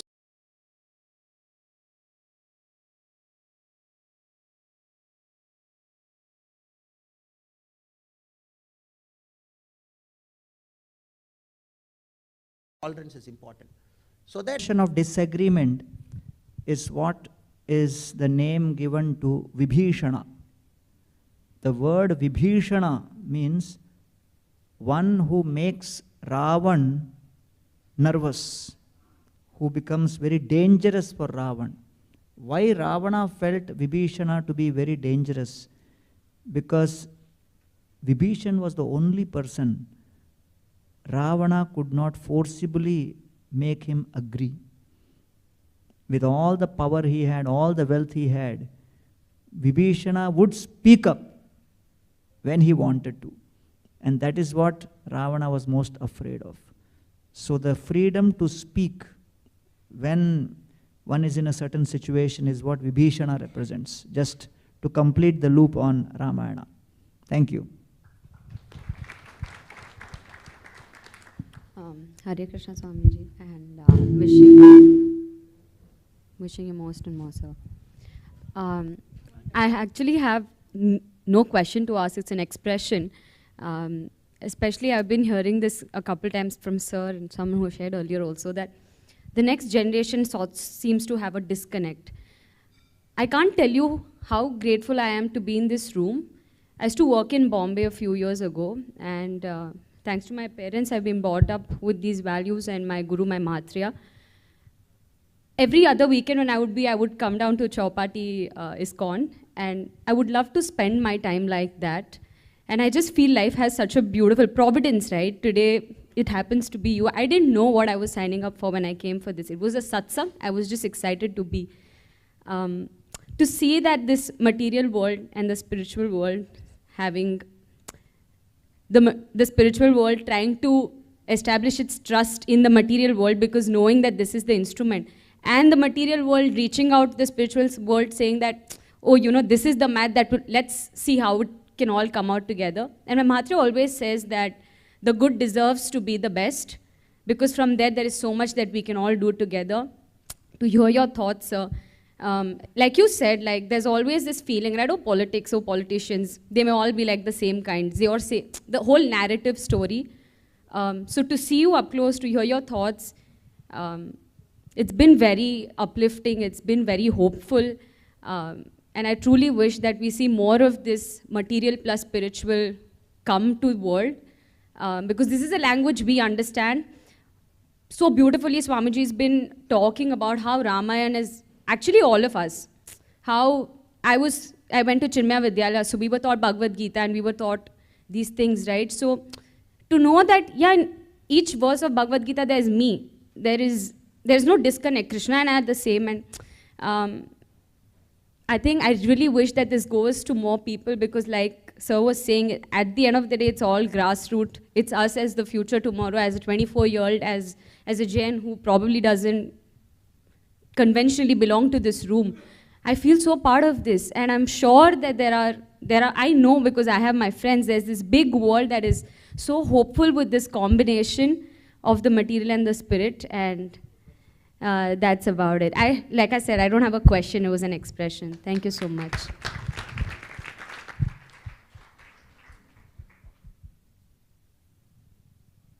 My name is Rajaram. In fact, at the outset, I would like to deeply thank the organizers for bringing two great minds to deliberate on this important topic, which is very relevant for today's society. In support of our former minister, Mr. Maffai Pandirajan, I would like to say that our religion has taught too much of tolerance for our people. We are too intolerably tolerant. We should change. I think there's a limit for this tolerance level. As rightly pointed out by our great Swamiji, Tamil Nadu is known for temples. We have almost 1.5 lakh important temples. Among them, 30,000 are very big temples. This is a land, it is Anmiga Bhumi, a land of spirituality. But unfortunately, there's a tendency to defame our gods. And people are quite, they tolerate this criticism. Will we tolerate if anybody defame our mother or father? Definitely not. So we should find a way out to counter this negative campaign on our religion and our culture. Thank you.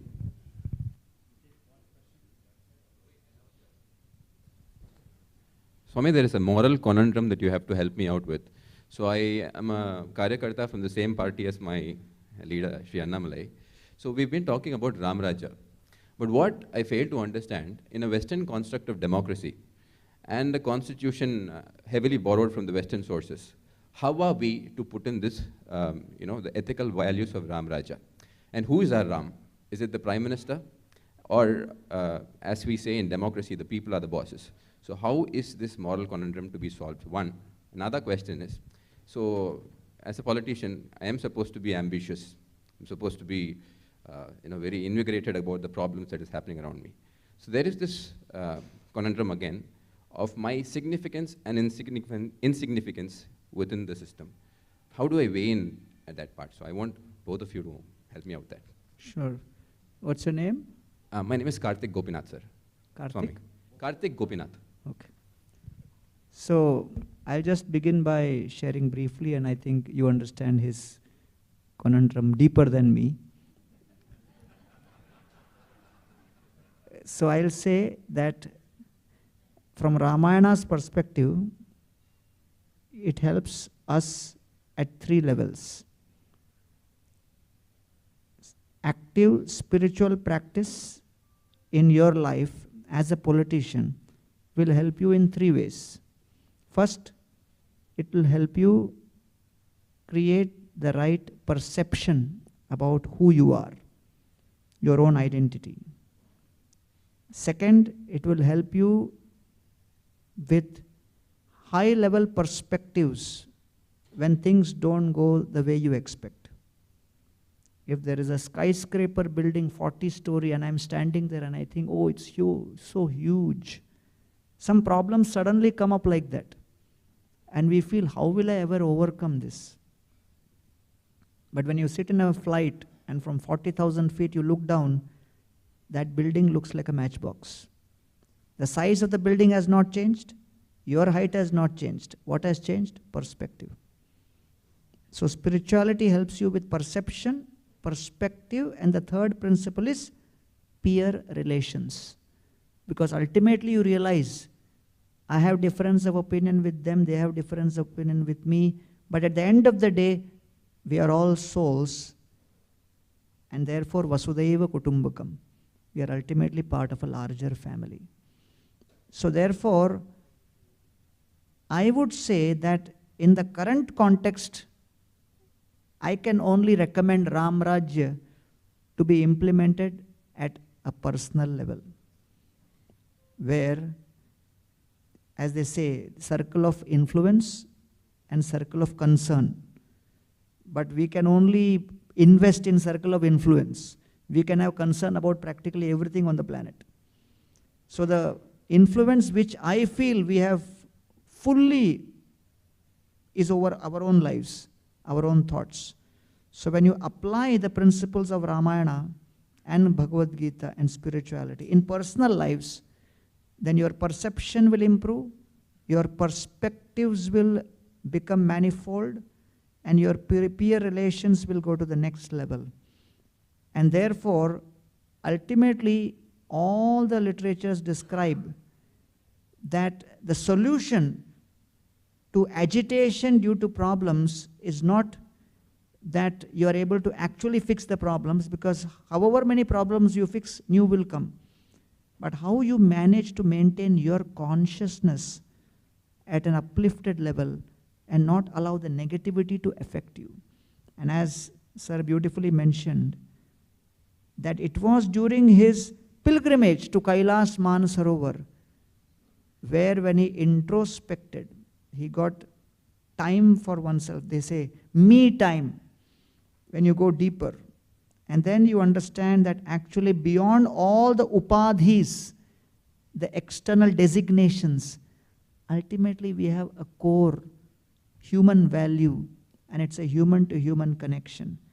So that practice of spirituality and understanding of principles of Ram Rajya keeps you grounded with your own identity.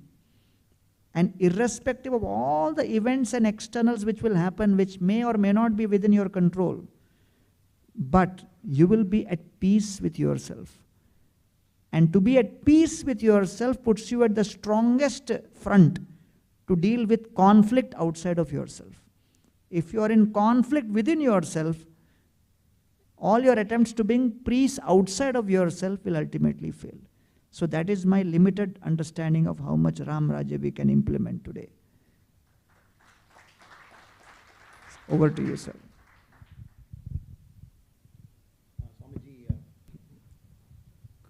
Karthik Gopinath is a very valued colleague and a YouTuber. He runs a YouTube on a daily basis with more than 1 million subscribers. So he does it on a daily basis, and politics is a calling. He just came now. Swamiji, with all humility, I believe there is an answer in Ramayana itself. The questions that you asked, you used a word called ambitious. As a politician, I'm supposed to be ambitious. Then you also mentioned about Ram Rajya, Western construct of democracy, bringing into a country. When Kambar, when he describes Raman Pattabhisheka, he describes everybody what they are doing, who is holding the sword, who is holding the umbrella, who is holding. But only one character which Kambar intentionally did not describe in the whole Ramar Pattabhisheka is Ramar himself. Every single character he brought in except Rama.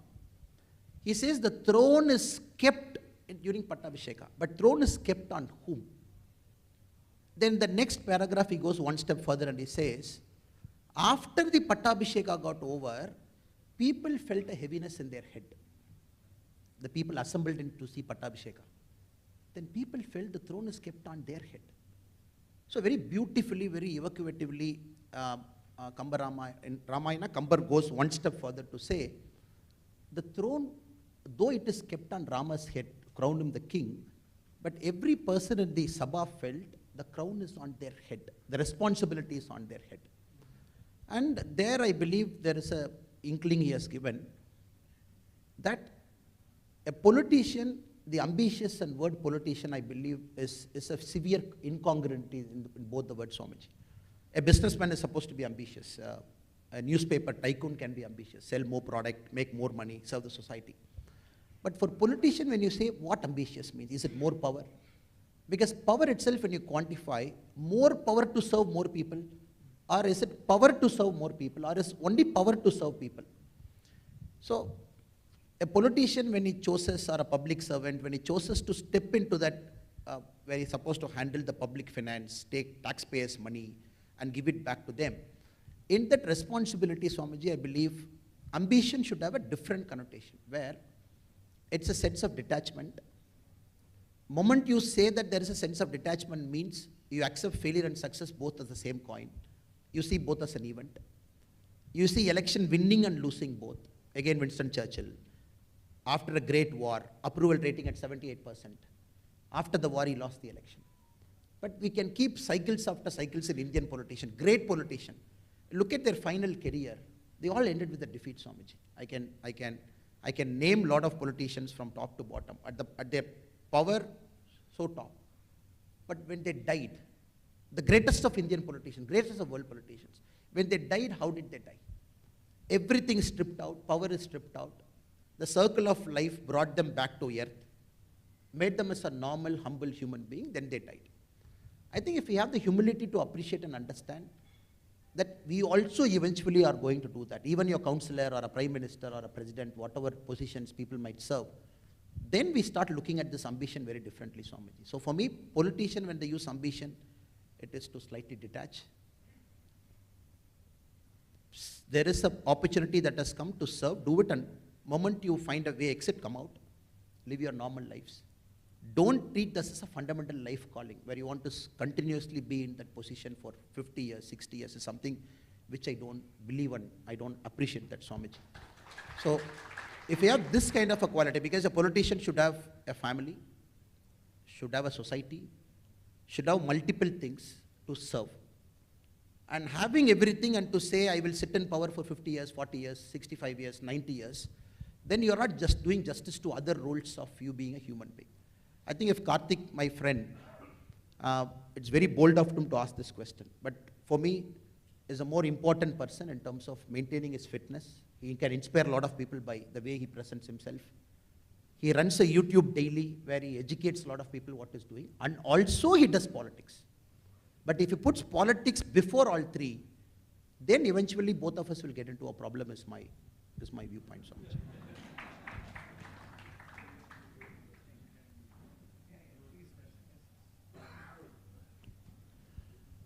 Before I fulfill my pleasant duty of proposing a vote of thanks, I'd request a standing ovation for this fantastic session that we have had.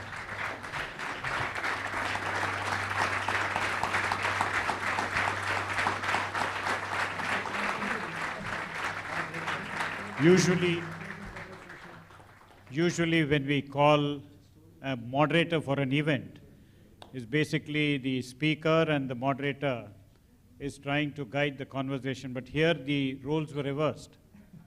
We saw two truly interactive sessions. It was an interaction and not just a one-way traffic of one speaker and one moderator.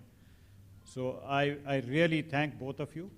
It was a wonderful interactive session, brought new perspectives to all of us, and also gave us a lot of hope on what the future holds, what the youth of today thinks of and how they act is something, we are hopeful now. Thank you so much, Swamiji, for gracing us, and we hope that we find more occasions to have interactive sessions with you. And Srimad Namalai, thanks for coming and really enlivening this whole event. Thank you very much. And thanks to all of you for making this event a grand success. Thank you. I would also like to announce that this event has been carried live by Shankara TV and also Janam.